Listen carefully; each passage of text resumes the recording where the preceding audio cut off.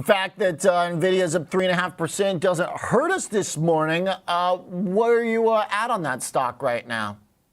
I mean, we love Nvidia. AI is the theme that you want to be in over the next couple of years, and Nvidia is the big winner. We would still be buying any dips in Nvidia, and we see that in NVDX, where the smarter guys on the 2x levered, or they're buying the dips in that name. I love that we refer to the 2Xers as the smarter guys. I like that. Points for Team Beta. How is it going? The flow's still coming in, it seems like? Flows are still coming in. Nvidia and 2X Tesla T are still the popular ones. Flows have picked up on TSLT as Tesla, has been doing really, really well lately. In fact, we got Nvidia up almost 3%, Tom. So far, not enough for us this morning. We're fading anyway. Apple, though, started off higher, and that's been rough the last 2 days. It's closed positive the last 2 days, but it started off red. So, I mean, it's not a bad start for tech here. Not for Nvidia, and it's probably not going to go down. Remember, Jensen Huang, the CEO, he speaks at that Goldman Communicopia Tech Conference at 10:20 Eastern time. Nice knowledge I think that's why you're seeing some optimism in the shares here today, even though the overall market's going down. He does kind of have that magic touch. He's a little Steve Jobs in that way lately, right? Where, like, anytime he talks, people... Yep. I'm sure he's not going to say anything negative at this point. Right. They still got a backlog of orders. Quarters are great. Year-over-year growth is slowing, but, these are the... Didn't phase his commentary on earnings, which was very, very positive on Blackwell and everything. So I looked at that. If you think the stock's going to go up, or maybe you're comfortable buying it at a lower price point, I looked at a strategy that takes advantage of that, where, hey, you can buy a dip if it does go down, but then you take advantage of all the upside in the shares too. Looked at a combo here out in the October monthly cycle, so 37 days to expiration, where I'm going to buy the October 115 strike call, and then to help finance the purchase of that call, I'm going to sell the 105 strike put. You're paying roughly about $1 for that, maybe a little bit more.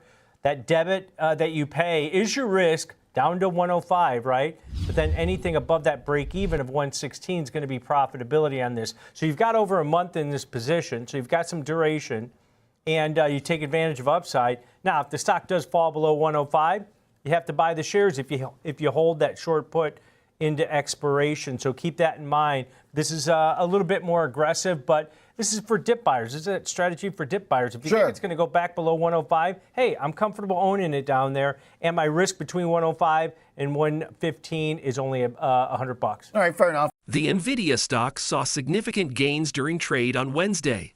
S&P Global Market Intelligence data shows that the share price of the leader in artificial intelligence, AI, ended the day with an 8% gain. Alongside news from Semaphore that the United States was thinking about removing limits on the supply of cutting-edge semiconductors to Saudi Arabia, Nvidia's shares increased. If so, the AI company would have access to a new market. A major increase to Nvidia's valuation also came from remarks made by CEO Jensen Huang during a presentation. Speaking at Goldman Sachs Communicopia and Technology Conference, Huang reported that his company was still experiencing extraordinarily high demand. Additionally, he provided Blackwell, the company's next-generation processors, with positive guidance. According to Huang, Blackwell's production has already reached full capacity. Substantial customer demand is expected in Q4, and the chips will start shipping in large quantities. The CEO of Nvidia added that his company was considering fabrication versatility while creating its designs.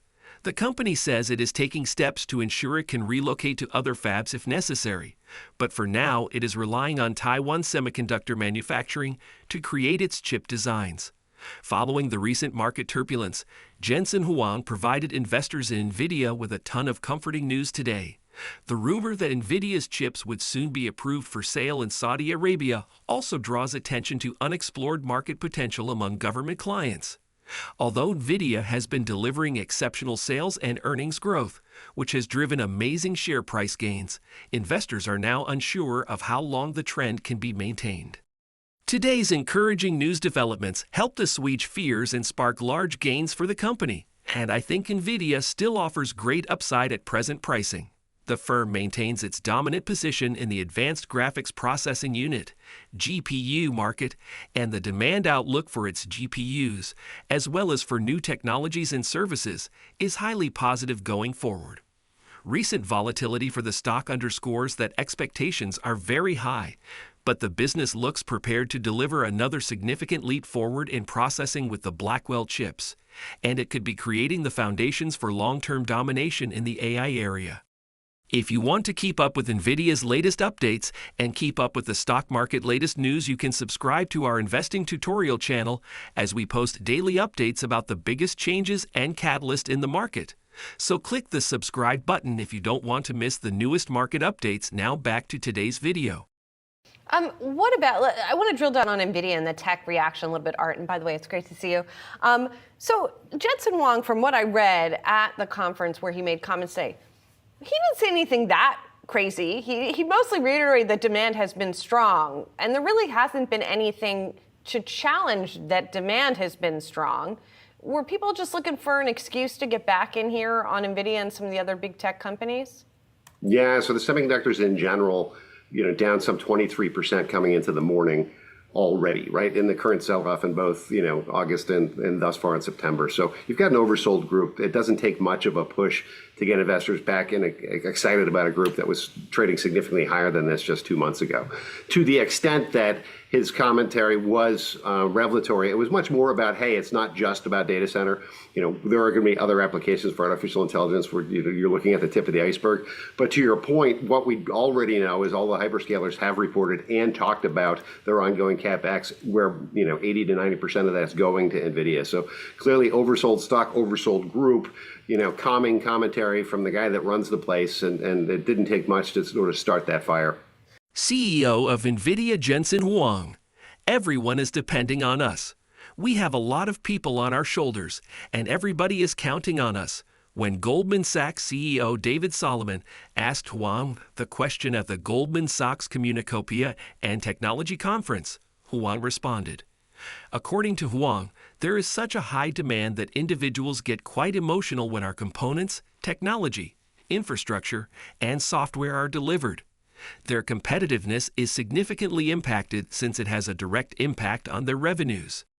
To get a peek of one of the most sought-after CEOs in the world, investors and journalists waited in line for over an hour prior to the event. Huang assured the audience that while generative AI is still in its infancy, its applications would go beyond data centers. What's incredible is that this new software known as generative AI will be developed and the first $1 trillion of data centers will be expedited. Huang stated that generative AI is a skill rather than merely a tool to Solomon. We are going to develop human augmentation skills for the first time. Following NVIDIA's dramatic sell-off last week, Huang's speech was considered as an opportunity to assuage investors' fears. According to Huang, infrastructure players such as ourselves and cloud service providers place infrastructure in the cloud so that developers may use these devices to train, optimize, and secure models. And that is a wonderful return on investment. Huang claims that a cloud service provider receives $5 in rentals for every $1 it spends with NVIDIA. Huang stated, "I think the days of software engineers writing every line of code are completely over. The future lies in the notion that each of our software engineers will effectively have a digital engineer buddy with them at all times."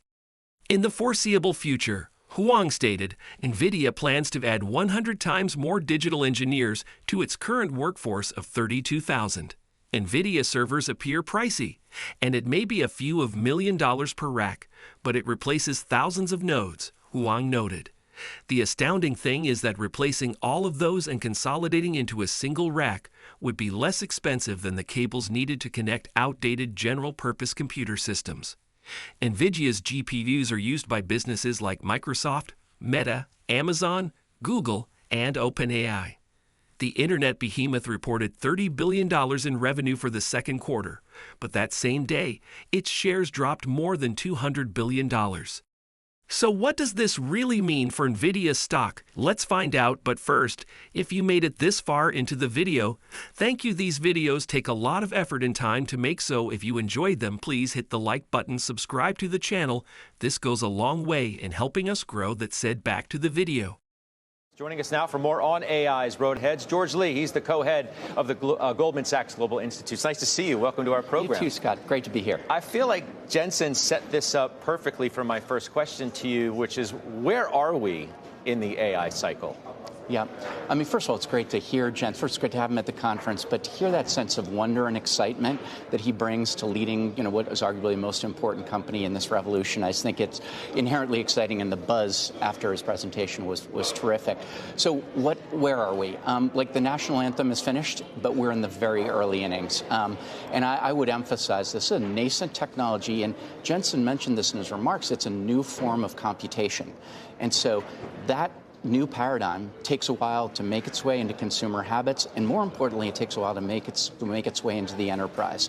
So enterprise adoption, enterprise readiness, it's going to be a slower burn. But make no mistake, this is an exciting era, a brand new paradigm for the way that we experience computation as humans. On that note, Nvidia is mostly recognized for producing graphics processing units, although it also offers networking, computer, and graphics solutions. In addition to being necessary for graphic rendering, these chips are also utilized in data centers, AI, and machine learning. Elon Musk recently revealed that his AI business, xAI, has launched Colossal, an AI training system. 100,000 NVIDIA H100 GPUs power the system. In contrast, Meta's AI model uses 70,000 GPUs, whereas Google's needs 90,000.